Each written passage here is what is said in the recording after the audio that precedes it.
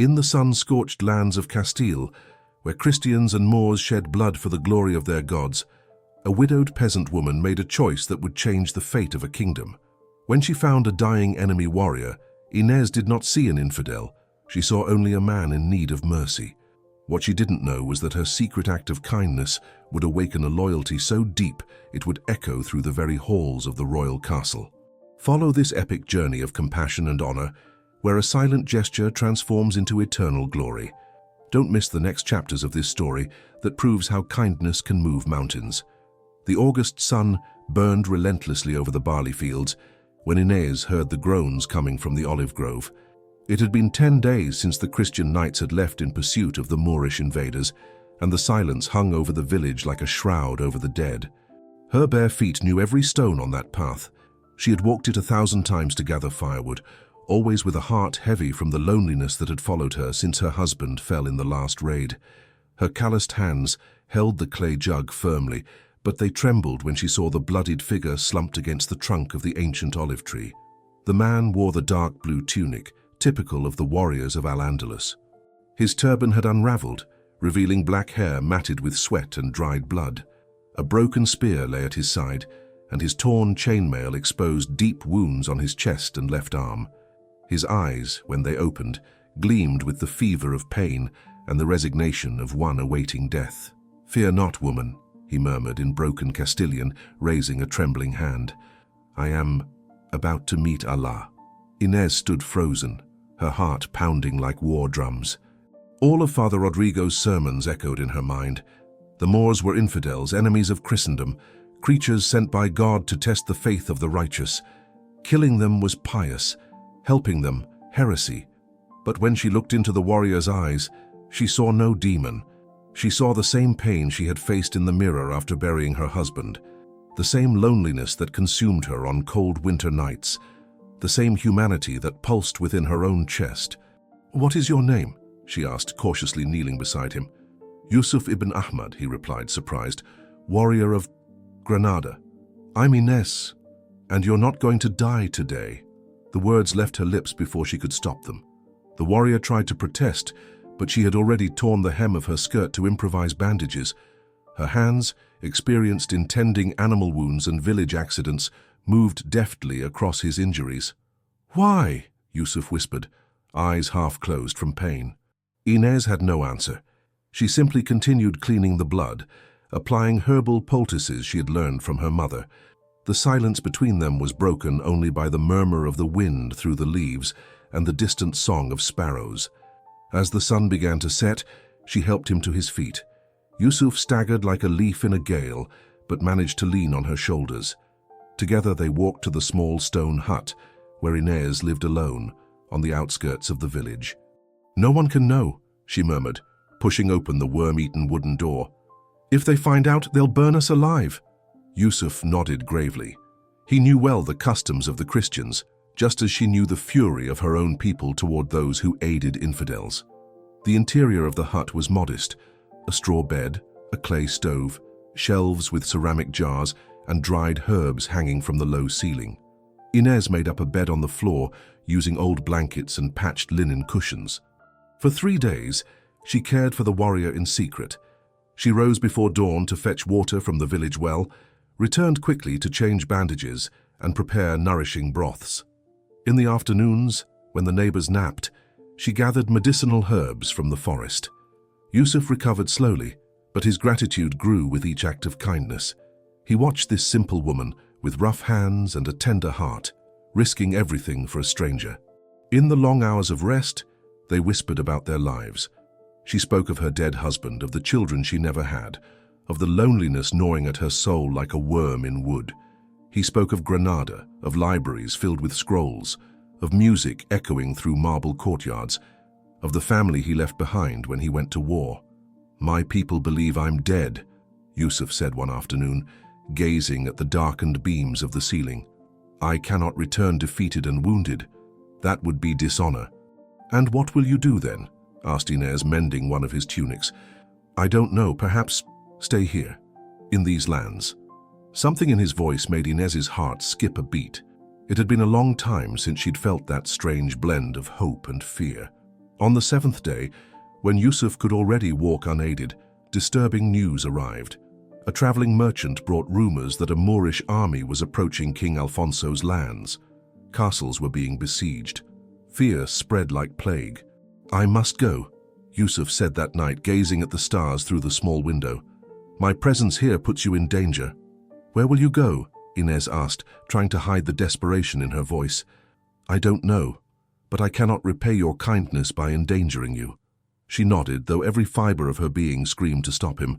She had found something precious during those days, not just companionship, but a purpose, a reason to rise each morning. At dawn the next day, Yusuf left like a shadow. He left behind only a small silver dagger on the table, his only item of value. Inez held the blade against her chest and wept tears she hadn't shed since her husband's funeral. She did not know that her secret act of compassion had planted a seed that would bloom in extraordinary ways. She didn't know that the Moorish warrior she had saved carried in his heart a debt of honor that transcended all differences of faith and blood.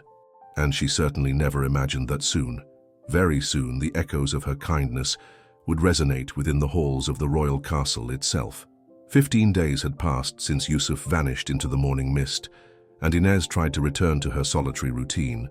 But the cottage felt smaller, quieter, as if the walls still held the echo of their whispered conversations. The silver dagger remained hidden beneath the straw mattress, her only treasure and reminder of those extraordinary days. Autumn had come early that year. The olive leaves were turning yellow and the wind carried the scent of distant rain. Inez was working in her small garden when she heard the clatter of hooves on the main road. It wasn't unusual to see patrols pass by, but this sound was different, more urgent, more numerous. She stood up, wiping the dirt from her hands onto her apron, and walked to the wooden fence separating her land from the path. What she saw made her blood run cold. And a column of Moorish soldiers advanced down the road, their spears glinting beneath the pale sun. These were no disorganized raiders, but a disciplined army, marching in perfect formation.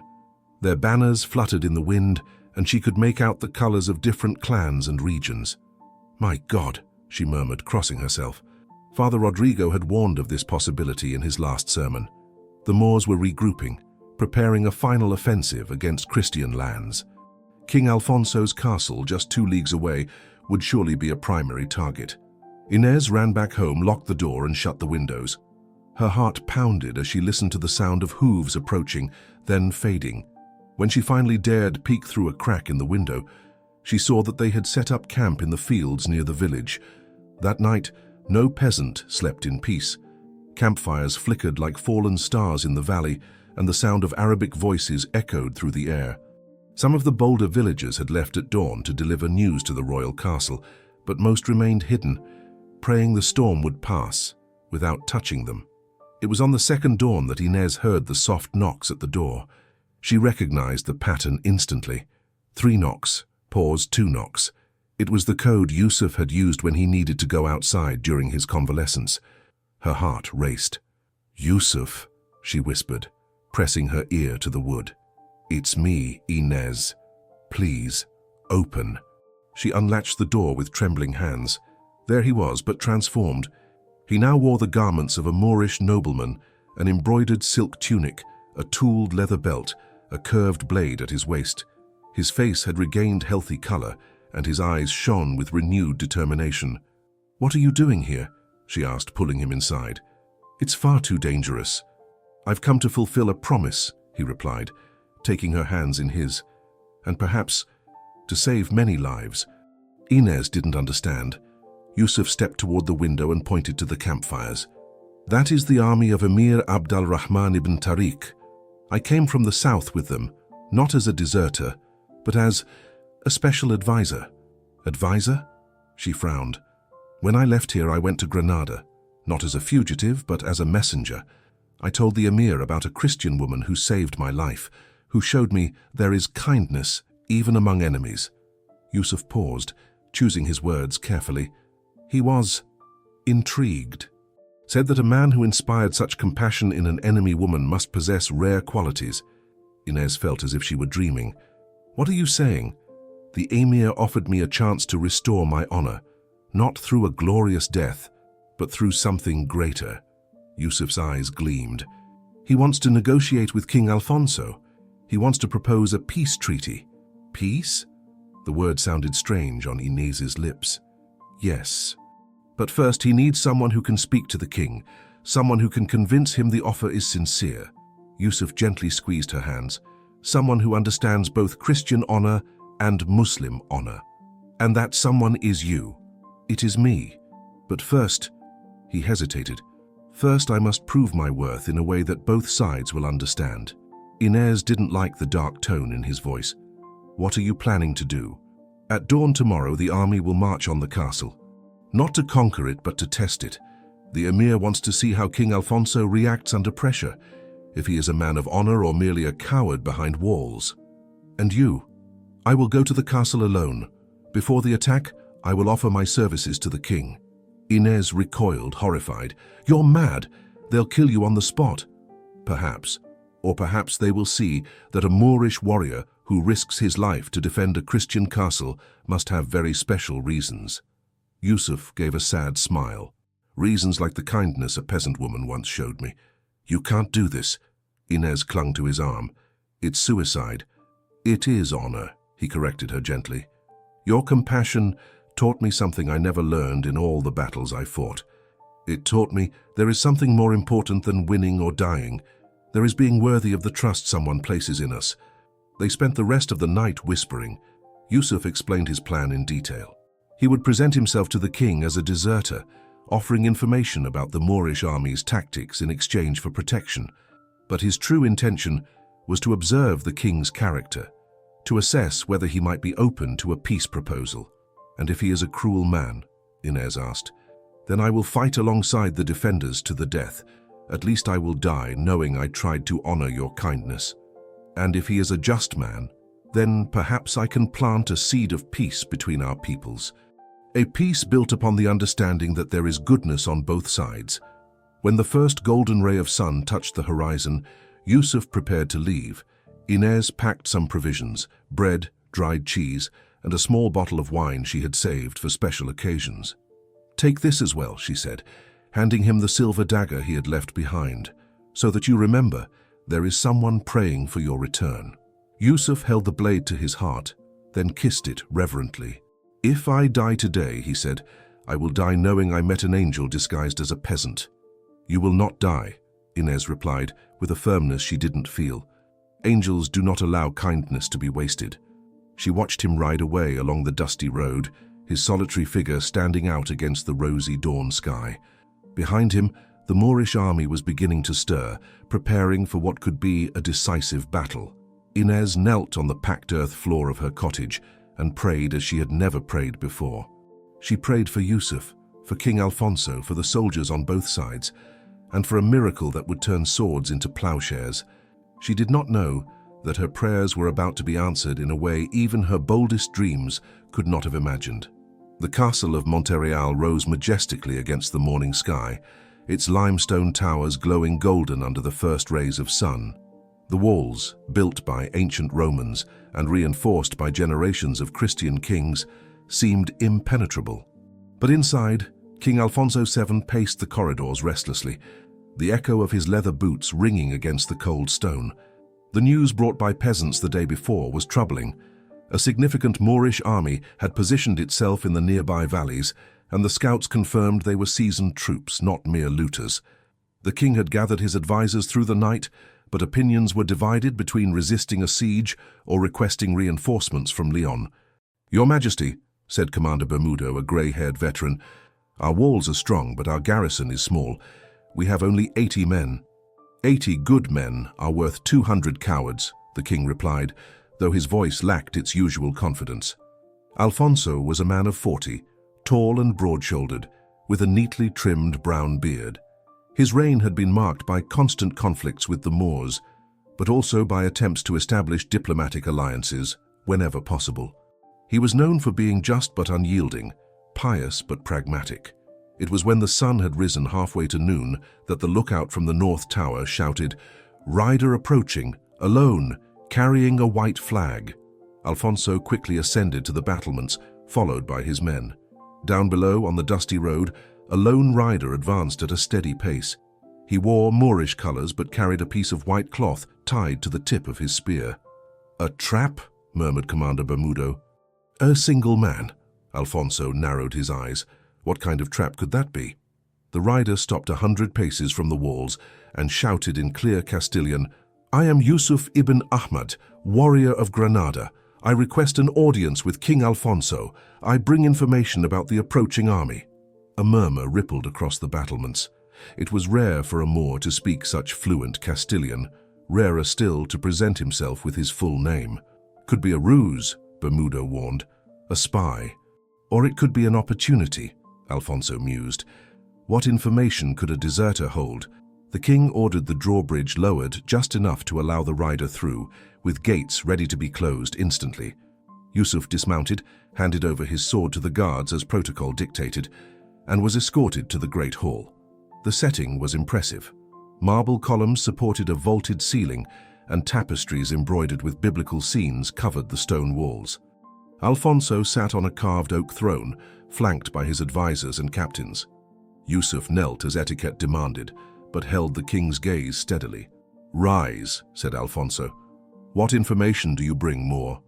"Your Majesty, the army led by Emir Abd al-Rahman consists of 300 men, including 50 heavy cavalry and 100 archers.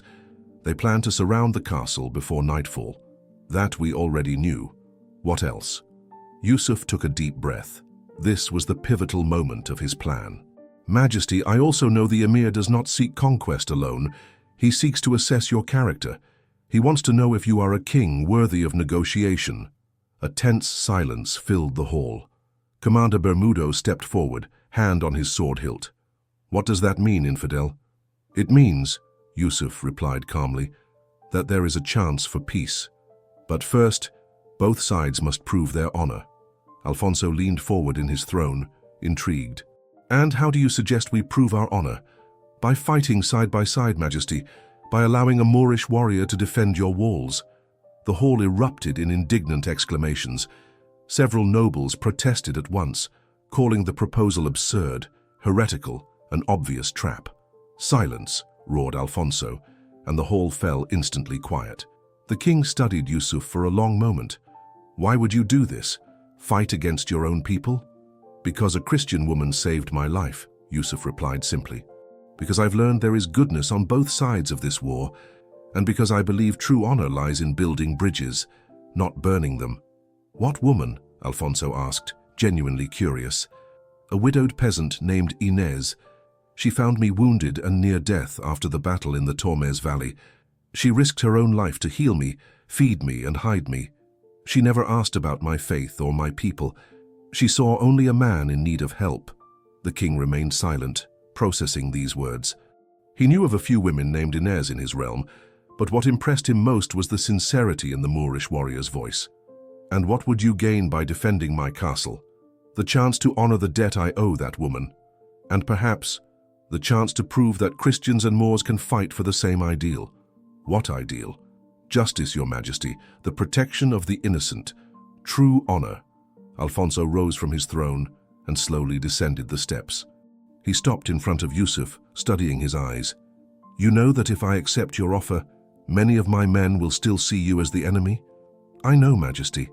"You know that if you're discovered to be a spy, I will execute you myself?" "I know, Majesty." "And you know that if you fight by our side and survive, you may never return to your people again?" Yusuf hesitated only for a moment. "I know, Majesty. But there are things more important than going home. There's making your home proud of you, even from afar." Alfonso nodded slowly.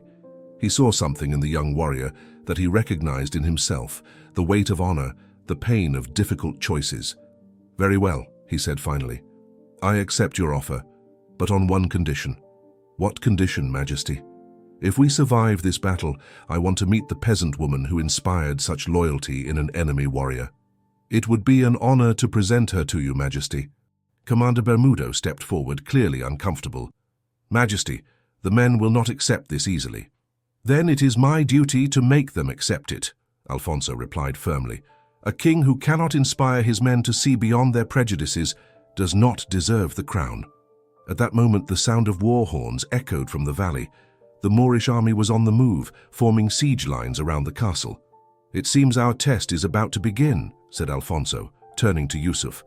"Are you ready to prove your words are worth as much as your sword?" "Ready, Majesty." "Then may God help us all." As the defenders ran to their positions on the walls, no one could have imagined that this unlikely meeting between a Christian king and a Moorish warrior would change not only the fate of the coming battle, but the course of history for both peoples. The true test was only beginning. The siege began at twilight, as the long shadows of the towers stretched across the inner courtyard. From atop the walls, Alfonso and his men watched the Moorish troops take position with military precision. Catapults were being assembled, archers took their stations, and the cavalry formed an intimidating semicircle that blocked all escape routes. Yusuf stood beside the king, now wearing a Christian chainmail over his Moorish tunic, a living symbol of his unique position between two worlds. Alfonso's soldiers watched him with a mix of suspicion and curiosity, but the royal command had silenced the more vocal objections. "Do you know the emir's tactics?" Alfonso asked, studying the enemy movements. "I do, Majesty. He will begin with a probing attack to test your defenses, then concentrate fire on the weakest sections of the wall." "And where are our weakest sections?" Yusuf pointed to the southeast tower. "There. The foundation has been weakened by recent rains, so focused bombardment could bring it down." Alfonso signaled to Commander Bermudo. "Place 20 men at that section, reinforce the support beams." "Yes, Majesty." The first attack came with the setting sun. A rain of arrows darkened the sky, followed by the thunderous roar of catapults. Massive stones crashed into the walls, sending gravel and dust into the air. The defenders returned fire with their own archers, but the numerical disadvantage was clear. "Majesty!" a soldier shouted. "The southeast tower is giving way." Alfonso rushed to the site, Yusuf at his side. Cracks were already forming at the tower's base, and each impact widened them. "If it falls, it will open a breach in the wall," said Bermudo grimly. "Not if it falls," Yusuf corrected. "When it falls. The emir knows exactly where to strike." "Then what do you suggest?" Alfonso asked. Yusuf studied the placement of the enemy catapults, calculating angles and distances. "A cavalry strike. Small, fast, focused solely on the siege machines." "Suicide," Bermudo muttered. "There are 300 men down there.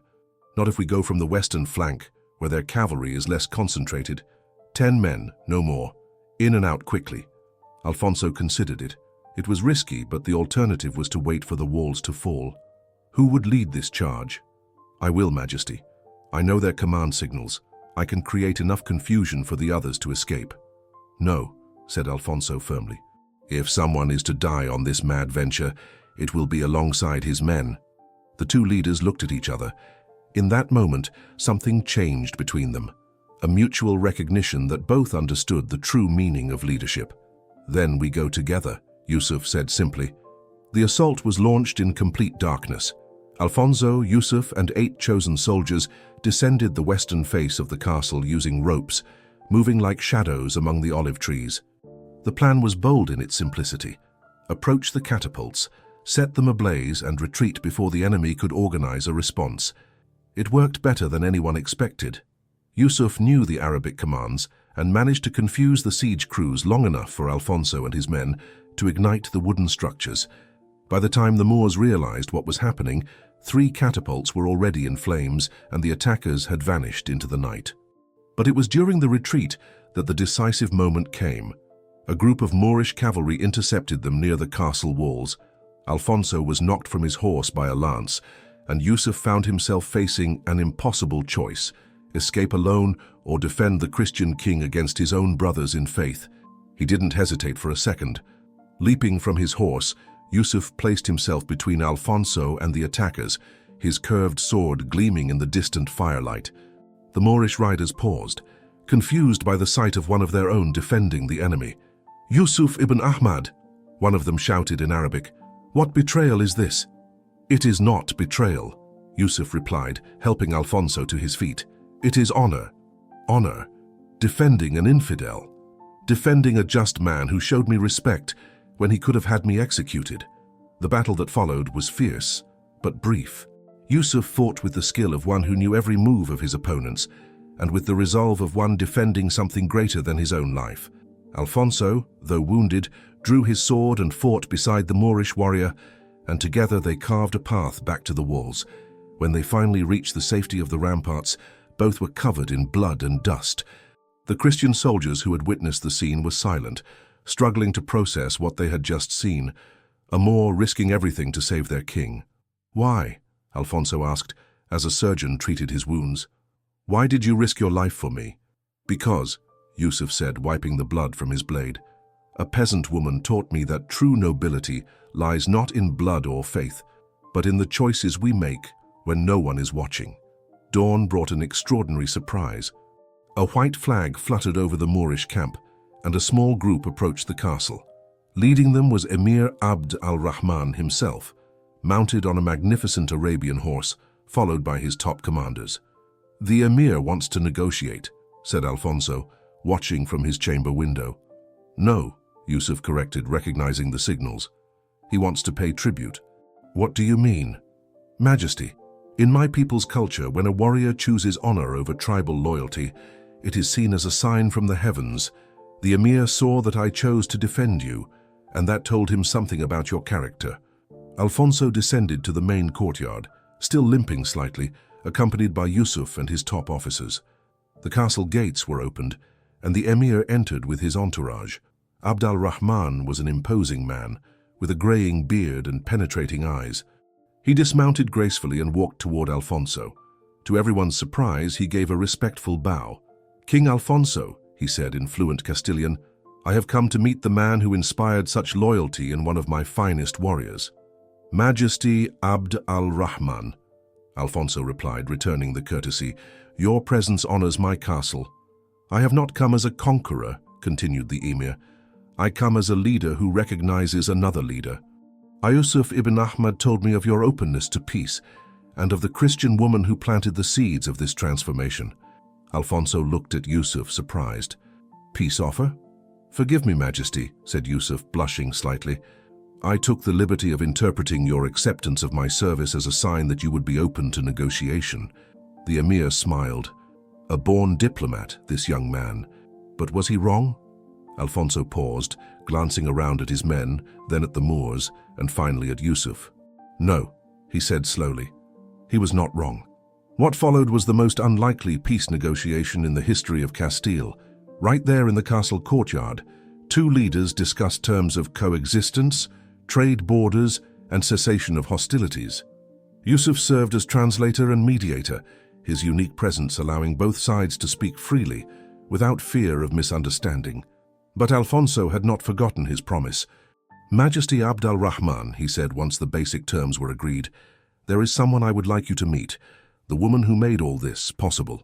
An hour later, an unusual procession made its way to the small village where Inez lived. Alfonso and Abd al-Rahman rode side by side, followed by Yusuf and a small escort of both peoples. Peasants stepped out of their homes, stunned to see Christians and Moors riding together in peace. Inez was tending her garden when she heard the clatter of hooves. She stood, wiping her hands on her apron, and nearly fainted at the sight of the procession approaching. She recognized Yusuf immediately, but the regal figures at his side left her speechless.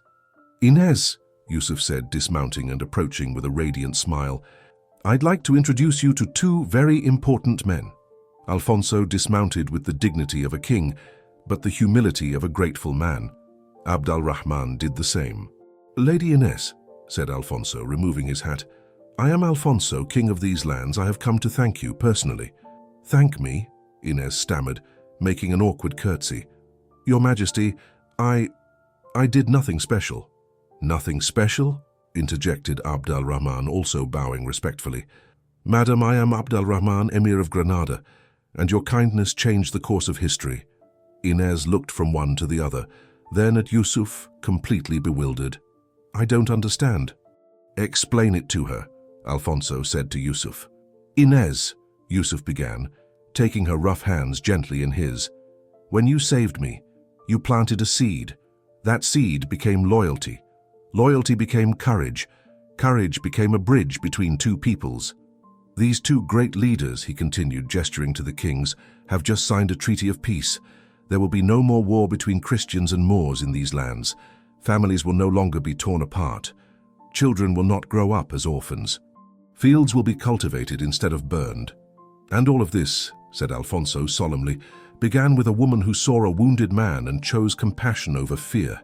Inez began to cry, tears of joy, astonishment, and a happiness so profound her humble heart could barely contain it. But I only did what any decent person would do. No, Abd al-Rahman corrected gently. You did what everyone should do, but few have the courage to, and for that you will be remembered forever. The two kings spent the rest of the afternoon in Inez's modest cottage, eating her simple bread, drinking her homemade wine, listening to her stories, and sharing their own. Yusuf translated when needed, but most of the time, the universal language of kindness made words unnecessary. When it was finally time to leave, Alfonso made a solemn declaration.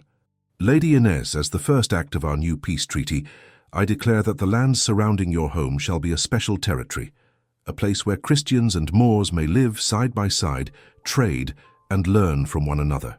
And, added Abd al-Rahman, I decree that anyone of any faith who shows the kindness you have shown shall be welcomed with honor in Granada.